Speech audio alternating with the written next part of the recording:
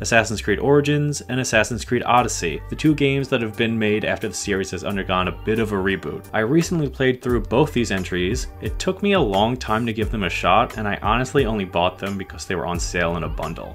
And that's painful for me to say, because I loved Assassin's Creed back in the day. I loved it so much I bought Assassin's Creed Revelations while all my friends were buying Skyrim. A foolish move in hindsight, but one made out of love. Unfortunately, after years of churned out, mediocre games, my love had gone unreciprocated for too long. It appeared Assassin's Creed had become a yearly cash grab like any run-of-the-mill Call of Duty. The franchise lost all the passion it once had, but I still lingered around buying disappointing game after disappointing game until Assassin's Creed Unity. That game was the epitome of a piece of crap, so after that, I dropped off the franchise. I even tried to give it a second chance with Assassin's Creed Syndicate when I found out it was free with gold, but that didn't impress me either. So now, I've given this franchise a third chance to win me back over with 2 different games. Did they win me back? Well, no. And yes, it's honestly impossible to get a sense of how games are received by the general public because websites like IGN and other bullshit always give AAA titles a high score so those big money daddies keep giving them the scoops. However, that's all I have to go on for how people felt about these games at the time of release since I really wasn't tuned into the reception back then. Assassin's Creed Origins was highly rated, it would seem, which is baffling to me because this game fucking sucks ass. Wraps its lips around a hairy old ass and inhales like a high-power vacuum, trying to swallow that ass whole like a snake eating an egg. There were points while playing this game that I was physically angry. The only reason I continued was because I wanted to give it a fair shot all the way to the end. But it never got better. In fact, the entire ending felt like a slap to the face. Like the game creators were punishing me for even thinking there was an ounce of enjoyment left in this franchise. Everything I've criticized about the Assassin's Creed franchise was on full display. It felt like a soulless story written by people who hadn't even played an Assassin's Creed game, but had it explained to them one time, and they felt confident enough to write a prequel to all of them.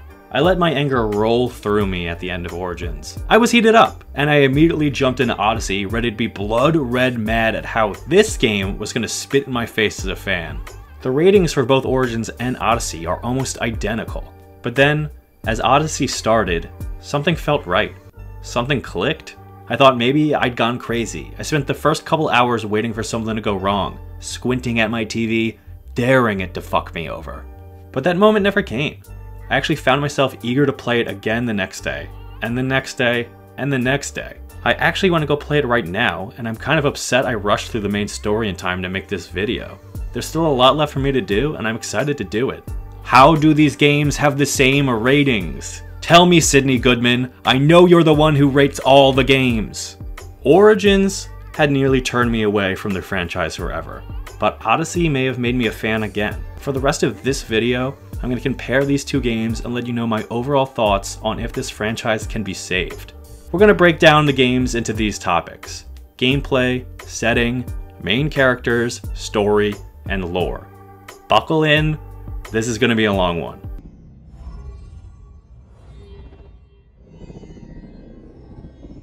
I'm going to begin with the gameplay because it's the most similar aspect between the two games, and it's probably the most noticeable change when compared to earlier entries in the franchise. Beginning with Origins, the series starts to implement more RPG-light elements. The enemies all have their level numbers above their heads. As you level up, you can equip higher tier weapons and armor, and there's a skill tree that unlocks different types of active and passive abilities.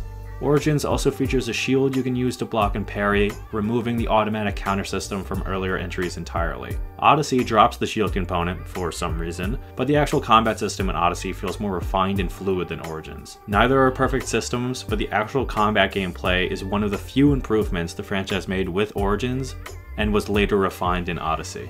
Proving that this franchise was desperate for any praise from fans, for some reason Origins decided to shove naval combat similar to Black Flag into the game. They include only 3 naval combat missions throughout the 30-hour runtime of the story, and it is only through the main character's wife. It's fine how it's implemented in Origins, but it felt like a desperate attempt to win back some favor from fans who praised Black Flag as the last good game.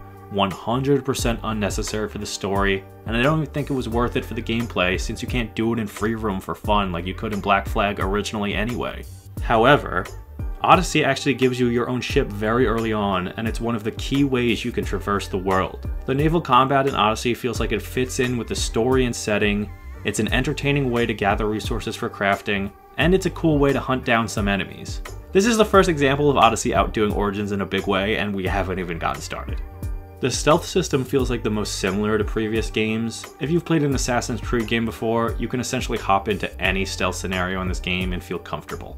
Try to assassinate dudes who don't see you, hide in piles of hay or whatever. When you get caught, it just turns into the combat gameplay I described earlier. There are some updates here and there, but overall very similar. However, they actually removed the crowd blending from previous games. You can't disappear into a group of people walking down the street any longer. This may be due to the size of the map and the overall change in setting, which would maybe make this less important than in previous games, but it's a quirky feature that I did find myself missing at times. Makes you feel like less of an assassin.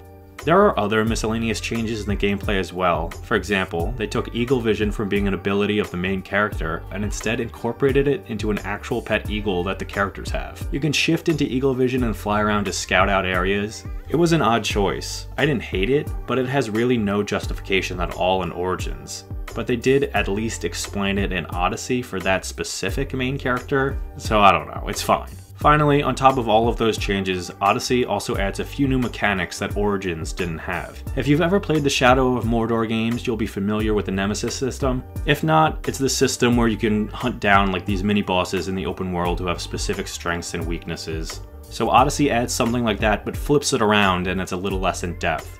Essentially, there are constantly about 50 mercenaries roaming the open world, and as you gain reputation, they'll try and kill you.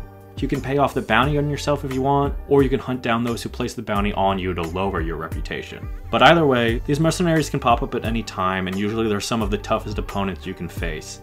You can also rise through the ranks of mercenaries and get passive bonuses, so that's fun. Actually, another similarity between the Shadow of Blah Blah series is that Odyssey also added conquest battles. Again, much simpler than in Shadow of War, and pretty inconsequential except for story missions where these are mandatory, but they're a fun way to level up and get decent equipment. Wrapping up, there are actual full-blown mythological creatures if you go in-depth down a certain part of the side stories. These can actually be missed, but for example, you have to solve a Sphinx's riddle to get a certain item which is part of a set. So this is by far the most non-historical aspect of any Assassin's Creed game, but it was fun and cool, and who am I to say that this really didn't happen?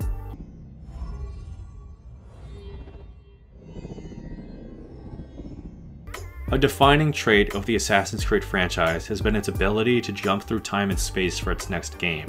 We started during the late Middle Ages in the Middle East, then traveled to Renaissance Italy, Revolutionary America, the colonial Caribbean, Revolutionary France, Industrial England, and some other spin-off nonsense. But the big draw with these two games is that they go way back into the past. Origins is about the founding of the Assassin Brotherhood, so we have to go as far back as possible to ancient Egypt during the time of Cleopatra and Caesar. While for Odyssey, for some reason, we go even further back than the founding of the Assassins into ancient Greece during the height of the Peloponnesian War. Setting aside how irksome it is to me that there is a game called Origins that is immediately followed up by a game set 400 years earlier than that, the actual design of these settings are beautifully handled. At times, the landscapes are gorgeous to look at. I've never been to either ancient Egypt nor ancient Greece, so I can't attest to their accuracy. However, there's some stunning scenery, particularly over iconic areas such as the pyramids, or in Odyssey's case, atop giant statues of gods and heroes littered throughout the world. How these games utilize their settings are another thing entirely.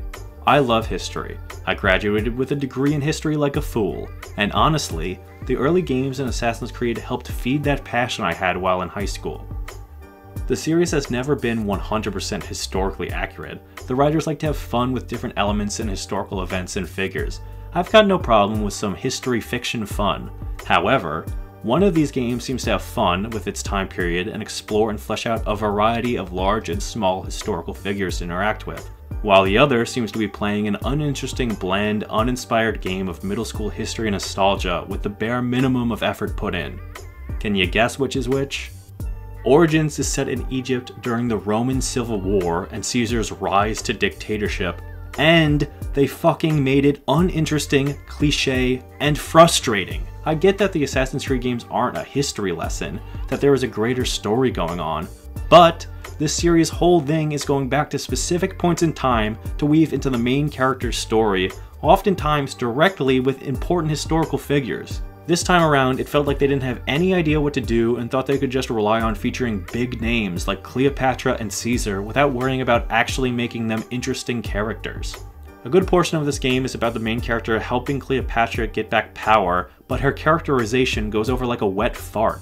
It felt like giving an A-list celebrity a starring role in a horribly written movie, but expecting people to like it solely on the grounds that they are in it.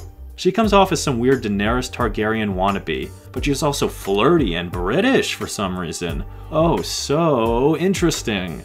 Then Caesar shows up towards the very end, and again, he barely has any dialogue with the main characters. He doesn't even feel like a presence. He's boring.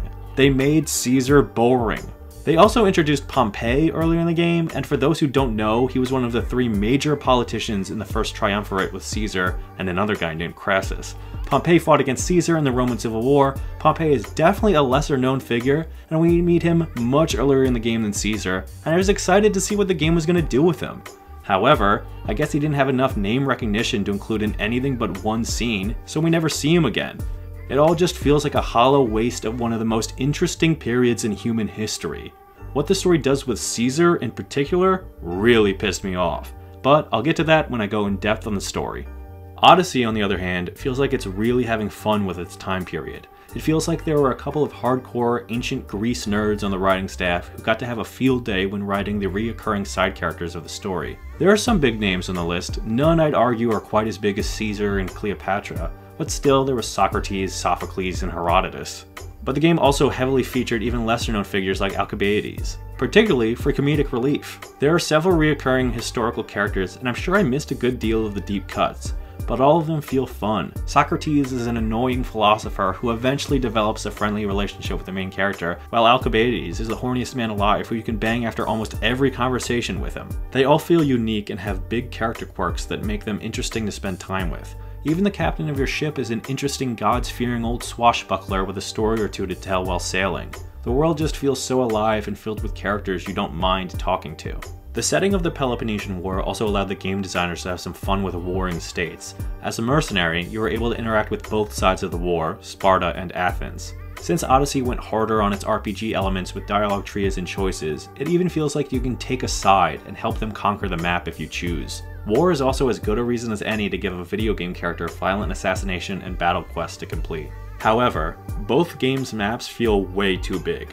Origins feels especially gargantuan because it's half-empty desert. It could have been cut down by 50% and probably would have been better for it. Odyssey's map does feel large, but the sailing mechanics make it more forgivable, though I still haven't been able to get to every island and territory even after completing the main story. Overall, the ancient Egypt/Rise of Caesar setting feels entirely wasted, while the Peloponnesian War throughout Greece feels like it was capitalized on at every opportunity.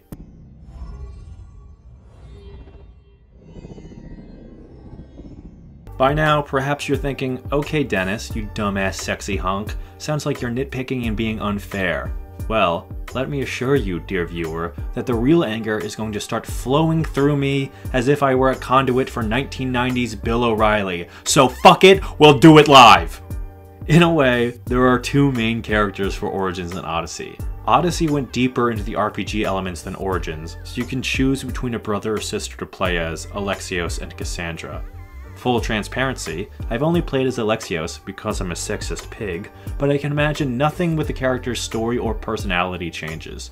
Origins, on the other hand, does have a main character in Bayek, but you can also occasionally play as his wife Aya, or partner. I don't know if they're actually married, but they had a kid together. Aya is the one who operates the naval combat missions, and for some reason completely hijacks the game in the finale. But we'll get to that. It's no secret that Assassin's Creed has been chasing the high of having a main character like Ezio since its debut. Ezio Auditore de Firenze was introduced back in Assassin's Creed 2 and remained a primary protagonist for 3 games and has often been referenced indirectly or directly in most future titles for those to get some kind of Ezio clout.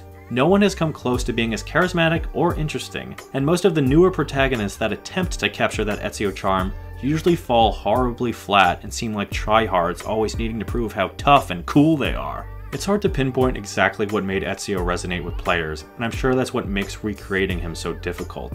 Sure, part of it was his Renaissance swagger, his playboy tendencies, and the amount of time players got to spend with him. However, I believe a big part of what made Ezio so likable was that we were with him since the very beginning. Assassin's Creed 2 literally starts with Ezio being born, then we flash forward to his teenage years and do odd jobs around Florence for his family and get into trouble around the neighborhood. It isn't until a little bit in that the real plot begins to pick up. His family is taken prisoner and executed before his eyes. Then Ezio needs to unravel the mystery surrounding his family, their killers, and who the Assassins and Templars are. We understand Ezio's motivations because we essentially lived through his life experiences, and we are learning as Ezio learns. Ezio and the player are on his lifelong journey together. That's really boiled down, but that's why I think his character was so endearing after just one game. Bayek from Origins feels like an Ezio ripoff on autopilot. Similarly to Ezio, his motivation throughout the game is to avenge his murdered family. However, the game starts with a really odd cutscene that's never fully explained and is hard to understand at the time. It's then implied to us that his son was killed somehow and Bayek is out for revenge. So the game starts with Bayek already on his journey. The first mission you play is to kill a man who was involved in the death of his son. Get used to that, because even though we eventually see the cutscene of his son being murdered by only like 3 or 4 people, it essentially becomes a boring crutch for the game to justify every assassination throughout, as they were all somehow involved in his son's death. So right away, we don't understand Bayek's motivations fully, but we're here for the ride. However, it becomes quickly obvious that not much is going to change. It's hard for me to even describe Bayek's personality. He's stoic, but occasionally playful when a cutscene decides to make him that way. He loves his wife, he has a soft spot in his heart for children he meets throughout the game, and all the blood rushes from his brain the second anyone mentions his dead son, and he becomes a blunt killing machine. That's about it. He also rarely makes any active choices throughout. He mostly just listens to Aya, who has much more of a personality. Aya isn't as blinded by the death of their son, so she is trying to avenge him from a world view, aligning with Cleopatra to destroy the Order who killed their son who worked for Cleopatra's enemy. She seems to have faith and loyalty to a political cause. She's more strategic, she's the envoy sent to negotiate with Pompey, and she's the right-hand woman of Cleopatra. At times, it feels like this game just wanted to make Aya the main character, but were too afraid to just feature a female protagonist. This is especially clear at the end of the game, when Bayek doesn't even participate in the final mission. Aya completely takes over the game, and she is the one who founds the Assassin's Order. Her! Not the main character you've been playing as in a game called Origins. No, it's his wife who literally hijacked the entire game at the last second with none of the experience, armor, weapons, or abilities you've accumulated throughout the game. She doesn't even wear the iconic assassin's hood that Bayek wears throughout until 5 seconds before the end of the game. They make it a point to have her randomly put it on for no reason. Why? It all feels like such a slap in the face. Also, her personality is all over the place too. She has the general traits I talked about above, but the last time she speaks to Bayek towards the end, she makes this big speech about how they've handled their quest for vengeance wrong. She talks about how their senseless killing needs to stop, that they need to only kill people who deserve it. Then literally the next scene, the first thing she does is stick her knife under a guy's throat and threaten to kill him after all he really did was take a little trinket from her hand to look at. She's all over the place, and that goes for the writing of this game too. I actually really liked the character of Aya, but how she takes over the game at the last second, literally stealing the thunder out from the player, really left a bad taste in my mouth, despite Bayek not being interesting at all. I can't shake that it feels like they just wanted a woman assassin, but were too afraid, so they split apart what could have been one interesting character into 2 more generic characters. Big thumbs down, fart fart. Now for Odyssey, things are much different. First off, I guess they learned their lesson from Origins and let you choose the gender for yourself, although I later discovered that the canonical choice is the woman character, so yet again, they didn't have the guts just to have you be a woman and suck it. But I chose Alexios, the man dude, and I have to say, I was immediately getting some of those early Assassin's Creed 2 vibes. For the sake of this video, I'm going to be referring to the main character as Alexios, although it applies for Cassandra as well. At first, I was nervous that Alexios was just going to be this generic badass trying too hard to be cool, but almost immediately they have him get sucker punched by a random goon. Alexios has this sense of humor to him that is charming.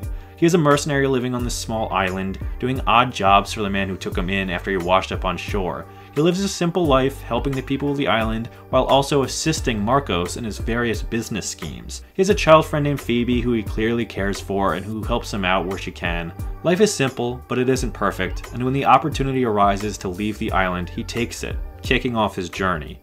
We also find out that Alexios is from Sparta. When he was a child, An oracle's prophecy led to his father dropping his baby sister, Cassandra, or baby brother Alexios, off of a mountainside. Alexios rushed to save her, and in doing so killed an elder. Thus his father also dropped Alexios off the mountainside, but he survived and managed to escape to the island where we begin. So a very different backstory than any other character in the franchise so far. Since Odyssey is more of an RPG and it has dialogue trees, the player gets to shape the main character more than in any other game. You could try to make him an angry badass, however, there are instances in the game where he's a total goof. For example, he has to give a speech with Socrates on stage to the Athenian public, and he's trying so hard to act that it's actually hilarious. Small character quirks like that make for a memorable character. The story that Alexios is on is a very personal one to find his family and get answers, despite having the backdrop of this nationwide war. Very much like Ezio, you start with Alexios' humble beginnings and watch him grow. You unravel the mysteries of the story alongside him and understand the ultimate goal the game is driving you toward the entire way. I think Alexios/Cassandra is the best protagonist the Assassin's Creed franchise has had since Ezio. And that's because they don't try so hard to copy Ezio like all the others. Kiss, kiss!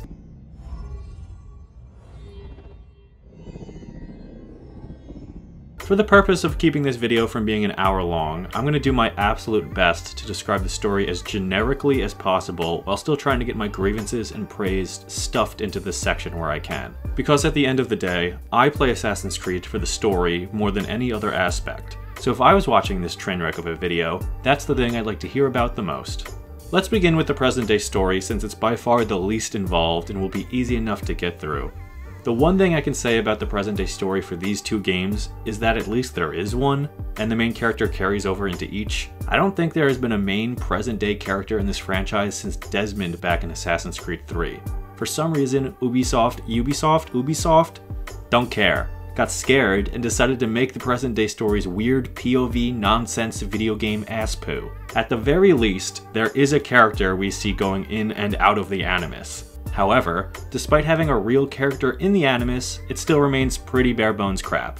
Layla Whoever is the main character, and throughout both games we get to see her maybe every 10 hours of gameplay, probably 3 times total in Origins, and her story is non-existent. She's looking for a piece of Eden or something for some reason, and that's all we really know about her except that she's ill somehow, but that doesn't really come into play in either of these games. Cut to Odyssey, and we actually see her fairly early on. She's joined the modern day assassins at this point, there seems to be some history with her squad, but again, we barely see her, and the whole reason she enters the Animus is to find an artifact, but it actually doesn't cross over into the main story at all. So you can complete the main storyline and never finish Layla's storyline in this game, which is what I did. So I can't speak to how her story wraps up in Odyssey, but I did read it online for the sake of this video, and it sounds like something interesting does happen. However, the fact that you can cut her out of the game entirely and it doesn't affect anything means she's utterly superfluous, and that the present day storyline has gone from being the driving force of using the Animus to being a vestigial remnant of the franchise's past that no one seems to know what to do with. But I'm at least glad they're trying again.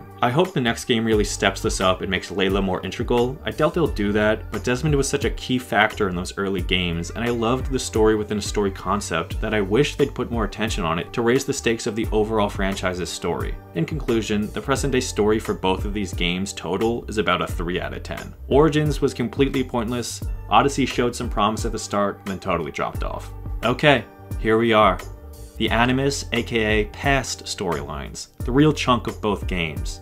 I have a feeling this is going to take a while, so sit back, relax, and listen as I spit fire. As discussed earlier, Assassin's Creed Origins follows Bayek and his wife Aya, who are both Magi in the Potomac Kingdom. Magi are like protectors of the people and servants of the Pharaoh, essentially. I'm actually not really sure. They kind of do a horrible job explaining it and relaying how both Bayek and Aya achieved these honored positions. I think maybe it's familial, but like, if so, that's super lame and actually wouldn't make any sense.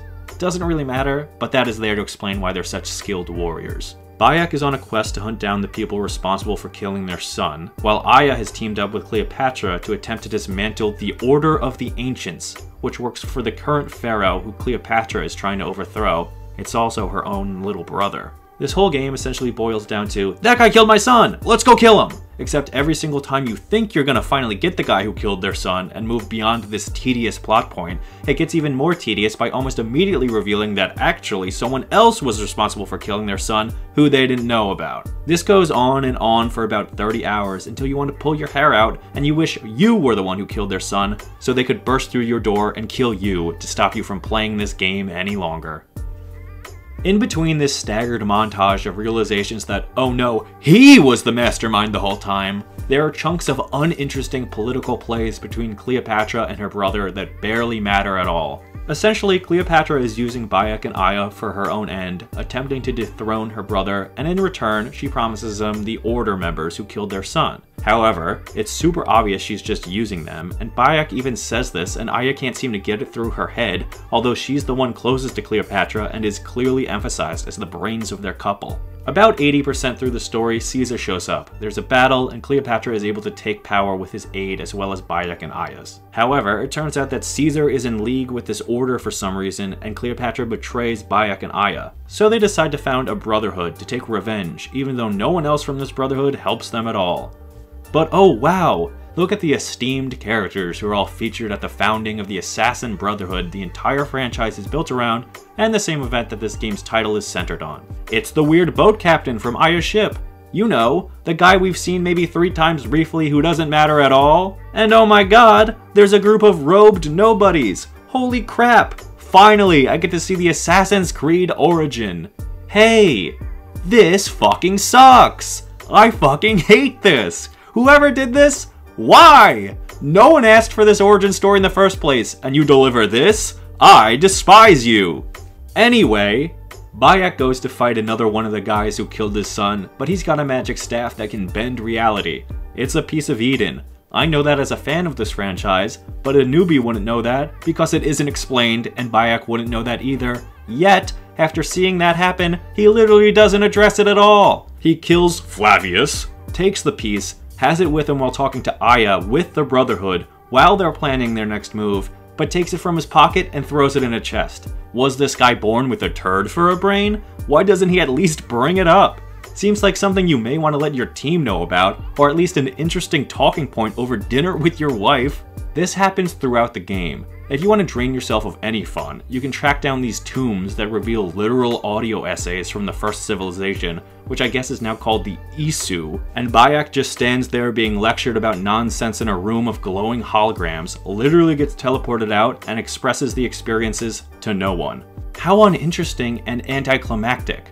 At least in the past games, when stuff like this happened, it impacted the characters, or if it didn't, they knew generally what the deal was with pieces of Eden or the Isu. Bayek knows absolutely none of this, yet he's so unfazed by seemingly divine experiences that he doesn't bother to share it even as a fun little thing that happened to him today. Ugh. Sorry, kind of not relevant, but that really bugged me.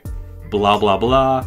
Aya decides to take over the entire game at the end so she can get the final mission and the final kill, which I've already complained about. She leaves Bayek in the dust after giving a schizophrenic speech, then sets sail to assassinate Caesar because he was the mastermind the whole time! She dons the classic assassin look that Bayek had literally the whole game for absolutely no reason, gets the kill, becomes the official founder of the Brotherhood, never comes back to Bayek and begins operating in Rome, again, seemingly for no reason except that we know from previous games there were assassins in Italy at some point. Oh, and she also steals Ezio's famous line after she kills Caesar, so they managed to ruin that too. Overall, a giant turd sandwich that farts all over the story concept they tried to deliver on, while shitting all over the franchise history, real-world history, and your face while they do it. Poop out of 10, wood flush. Moving on to Odyssey, as I said, you begin as either Alexios or Cassandra, a small-time mercenary. They were dropped off a cliff by their father as a child attempting to save their baby sibling who was also dropped off a cliff. One day, they run into this creepy-ass dude who offers them their first big job, to go kill their own daddy who was a general for Sparta in the Peloponnesian War. They accept, and off they go, leaving their home, the scammer who raised them, and their young pal Phoebe. This is more of an RPG, so the story can go a few different ways based on your decisions. You can decide to kill their dad or not, but he turns out to be their adopted dad. Boom! Bombshell. Also, he and their mom split after the whole killing both of their kids fiasco, and he doesn't know where she is. So you set out to find her, and also find out more about the guy who sent you after their dad in the first place. Long story short, turns out this guy is part of a cult. These two games both swapped out assassins versus Templars for Medjais/mercenaries versus a mysterious order/cult. Turns out this cult has infiltrated all aspects of the Greek world. They are pulling the strings on both sides of the war. They have some ties with your family, they were somehow connected to the prophecy that got your younger sibling dropped off that mountain, they are searching for your mother as well, and oh yeah, your younger sibling is alive and is essentially the cult's prized warrior. So now your goal is to find your mother before the cult does, and defeat your sibling while choosing to either attempt to kill them or try and talk sense into them and get them to leave the cult. There are a lot more twists and turns. Your Odyssey takes you deep into the war, introducing you to both the Athenian and Spartan leaders and a wide cast of other historical characters I mentioned earlier. There are a few things that I want to specifically mention that clearly highlight the storytelling in this game. Overall, although the character of Alexios/Cassandra seems a little lighter and more relatable than the stoic Bayek, the moments of emotion sprinkled in this game hit harder than anything in any recent Assassin's Creed game I can remember. Perhaps not since Assassin's Creed 3 with Desmond's sacrifice. There's a moment when a character important to Alexios is killed that actually made me tear up. It was so unexpected, and the way the game lets the moment breathe and shows how Alexios is feeling gave me time to take in the moment. It was a powerful and unexpected scene. Overall, it didn't impact the story too much, but it really humanized the main character in a way that was necessary. There are several other moments such as this dotted throughout the game where the main character cries on screen or demonstrates some deep emotion, and I was blown away. This really shouldn't be high praise, video games do this all the time much more successfully, but I guess I was just so used to Assassin's Creed being emotionless that it came out of left field and hit me hard. I loved it. I want more of that. I want the characters to feel like real, relatable people. On a more fun note, in many ways it feels like Odyssey was making up for the huge fuck-ups of Origins. Almost like they felt my anger radiating across time. For a game that doesn't market itself as an Origin and is really an Assassin's Creed game in name only, I'm not an assassin. This still manages to provide a pseudo-founding of the Brotherhood scene. At one point, the leader of Athens dies and the new leader is a tyrant in league with the cult, so Alexios and the Athenian elite team up in a plot to take him down. The cast of this Brotherhood is exactly the caliber of people that should have been in the official founding from Origins. Socrates alone brings some serious weight, but you also have Herodotus, Hippocrates, Aristophanes, Alcibiades, and even your ship captain, Barnabas. These names might not mean anything to you, but the fact that they are all significant side characters as well as some more notable historical figures adds a much needed gravitas to this moment that was severely lacking in Origins. It made me wish this was the official founding, and although it isn't, it was clearly meant to be similar enough. I'd give the story for Odyssey a solid 7 out of 10. I enjoyed a lot of the side characters, it felt tedious at times in the middle, but overall there was an emotional through line and an overarching goal that was obvious to the player while leaving room for mysteries to unravel to keep the story fresh. Keep this one in the toilet and admire it for a while.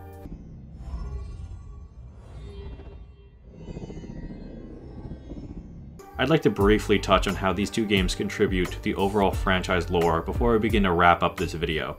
The fact is, this section must be relatively brief because unfortunately, neither game really brings much to the table for either the background lore or the overall plot of the series. Origins and Odyssey continue the trend of having a bare-bones present-day story, and while Odyssey adds a little more, I wouldn't say it adds much more than what the franchise fans already know. The Assassins and Templars are still doing their shadow war against each other looking for artifacts from the past. There really isn't any drama, and the characters in the present day are as two-dimensional and forgettable as they come. According to my quick Wikipedia browsing, it seems like Odyssey may set up something interesting for the future, but how many games do we need between Assassin's Creed 3 and the real continuation of the overarching plot? Neither of these two games adds anything to the present-day story except padding and filler like all those before, despite having a character with an actual face again. In regards to the background of the first civilization, or Isu, which I was personally extremely invested in since Assassin's Creed 2, these games also don't really deliver on anything we didn't already know. Origins in particular just info dumps pretentious nonsense on you in the most boring way, almost like there was a legal obligation to squeeze it into the game. Same thing with the piece of Eden used in a boss fight. Felt out of nowhere and totally forced, especially given that it's immediately ignored right after. Sure, there's some very granular new info dumped onto your head, but it's so minute and it doesn't reveal anything important to how the future of the story may unfold. Odyssey is much the same way. Again, I haven't finished everything, and the stuff I need to work on is directly related to some First Civilization weirdness, so I can't speak as confidently to its inclusion. However, I can say that it isn't at all related to the main Odyssey, except for the appearance of a certain pyramid-looking thing early on that I felt would be more integral to the actual plot upon first seeing it. Maybe there's something at the very end of the game that will get me pissing my pants with joy, but if it's hidden behind 70 hours of gameplay, then it clearly isn't vital to the experience of the game, and it isn't something the creators wanted to make sure fans saw in order to understand the future titles. There's a little more meat on the bones for Odyssey, but ultimately, neither game really added to the lore, and honestly, the present day and the First Civilization elements could be entirely cut from both without skipping a beat and it wouldn't be noticeable.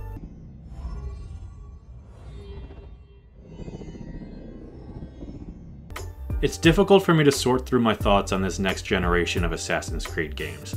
I set out to make this video in order to let people know whether or not the franchise has gotten any better. As a longtime fan, I was curious myself, and after playing Origins, I was steaming mad, and I was worried this video would just become a massive shitstorm. However, Odyssey sucked me back in. Now I'm not quite sure how to feel. If I had played Origins and didn't play Odyssey, I would have completely written this franchise off. It burned me, and made me feel like all those hours I've put into this franchise, all the money I've spent on the titles and DLC over the years, was being dismissed and taken for granted by a AAA studio who doesn't give a fuck about the fans any longer and just wants to squeeze money out of a slapdash bullshit series for a few more years until people are finally fed up. Purely to confirm my own anger, I started Odyssey and that feeling quickly subsided.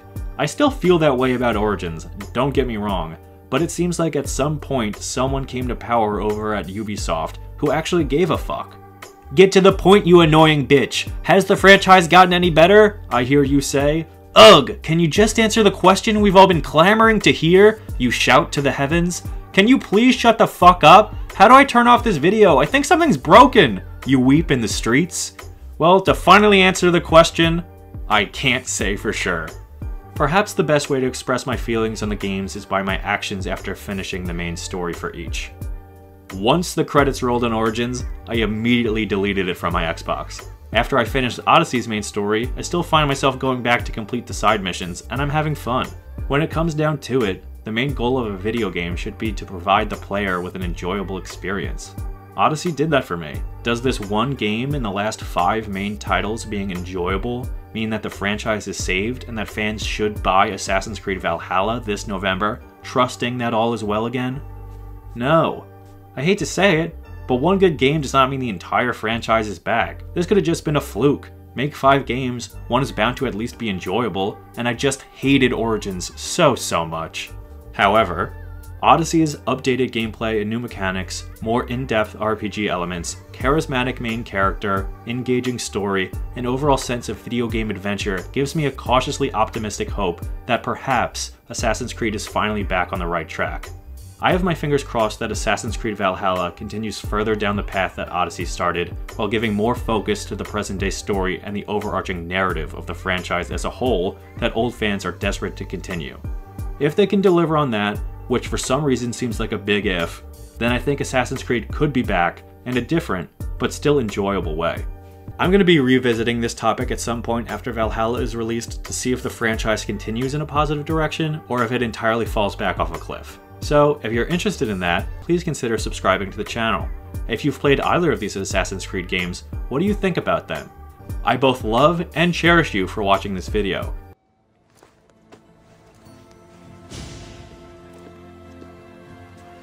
I'd say we gave the gods a good show. I couldn't agree more. I'd love an encore soon.